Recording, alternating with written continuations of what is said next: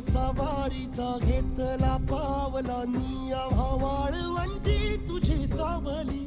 गळा भेट घेण्या भीमेची निघाली तुझ्या नाम घोषात इंद्रायणी.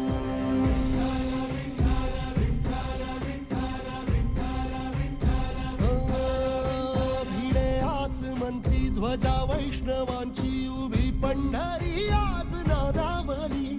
तुझे नाव ओठी तुझे रूप ध्यानी जीवाला तुझी आस गाला गली.